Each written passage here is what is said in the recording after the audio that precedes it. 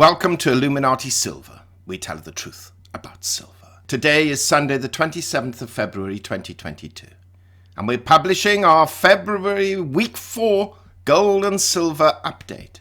And what a turbulent week it has been. Certainly one to test traders' nerves, that's for sure. Now those who listen to our channel regularly will know that each Sunday we repeat the video we put out on Saturday, as we are aware that each video gets a different audience and is promoted differently, if at all, by YouTube. So if you've listened to yesterday's video, there's no need to listen further to this one.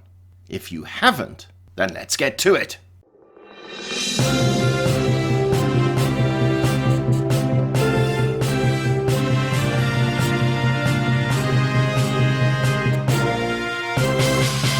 Well, looking at gold and silver, we can see that gold fell $8 last week, falling from 1897 to 1889, having hit a high of 1974, the highest in 8 years, and a low of 1881, a fall of 0.4%.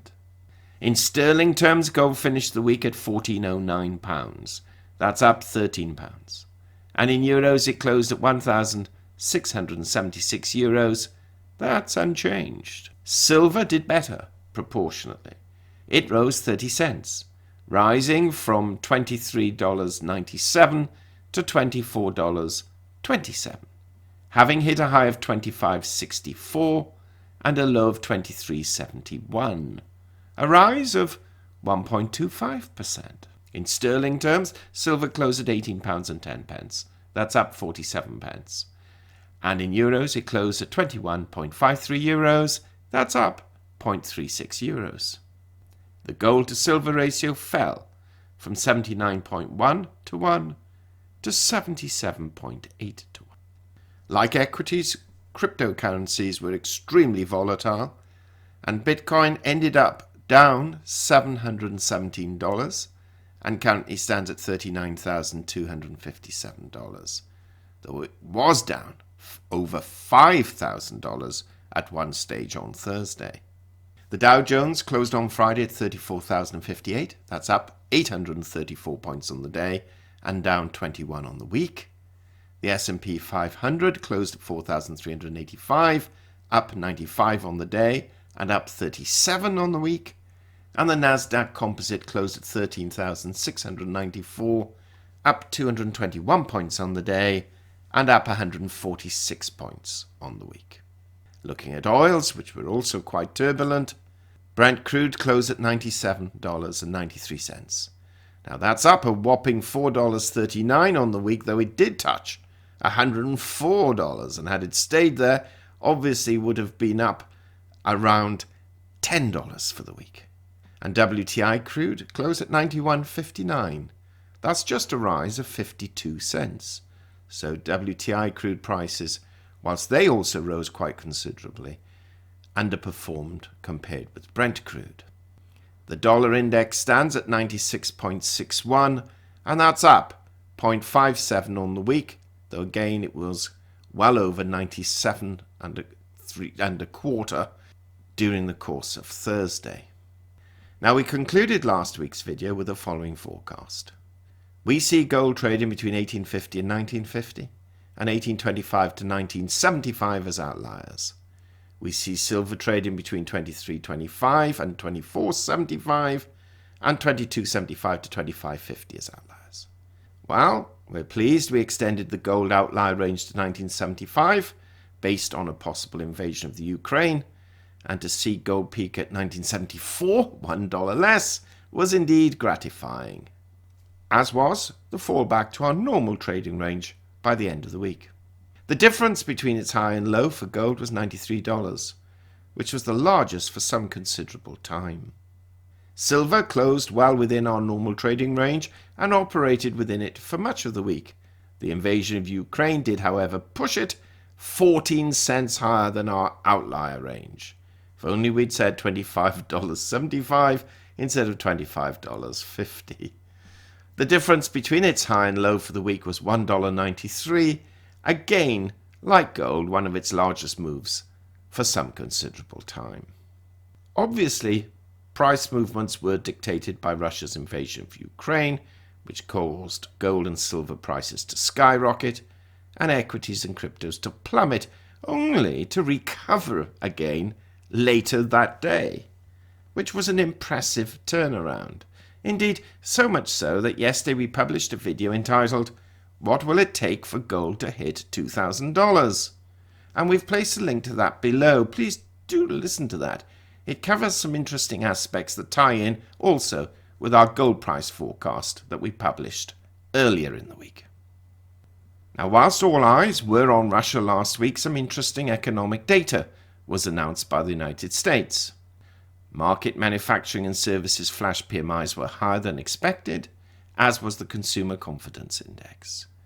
Initial jobless claims were down, as was continuing jobless claims. On the negative side, though, PCE inflation, both monthly and year-over-year, were higher, as was, though, real consumer spending for January. Both actions must now suggest a rate rise surely in March.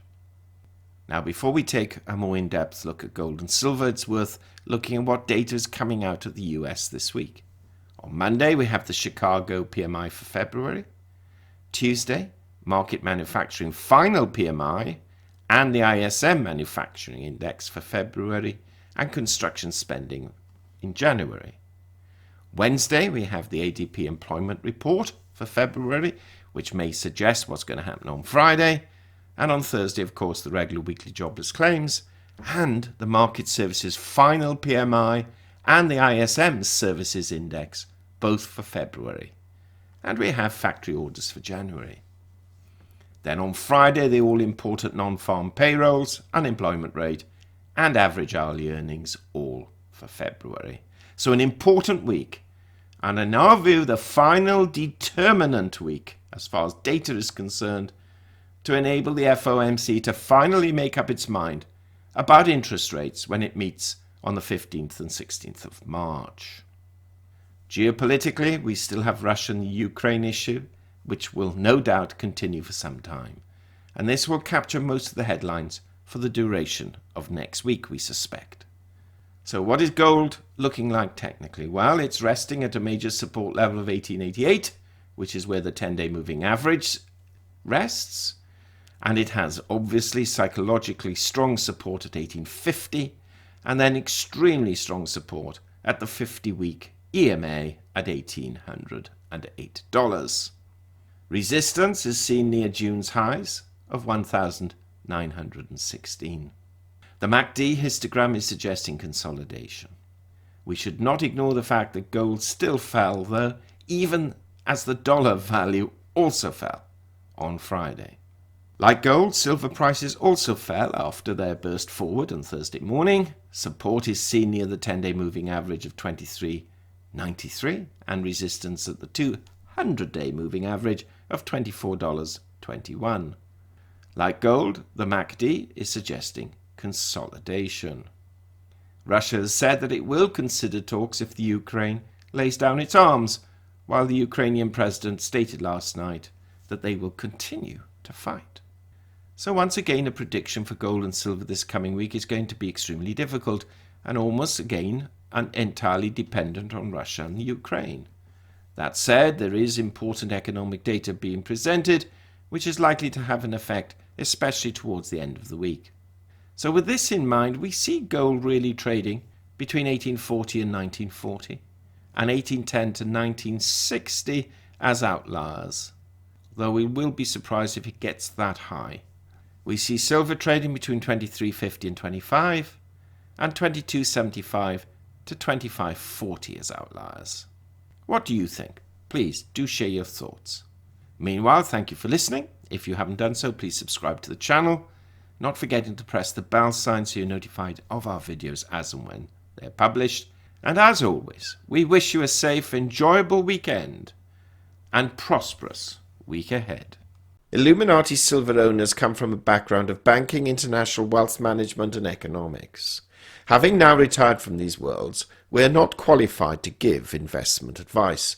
Therefore, this and other productions must not be deemed to be giving such advice and merely represent the personal views of its owners.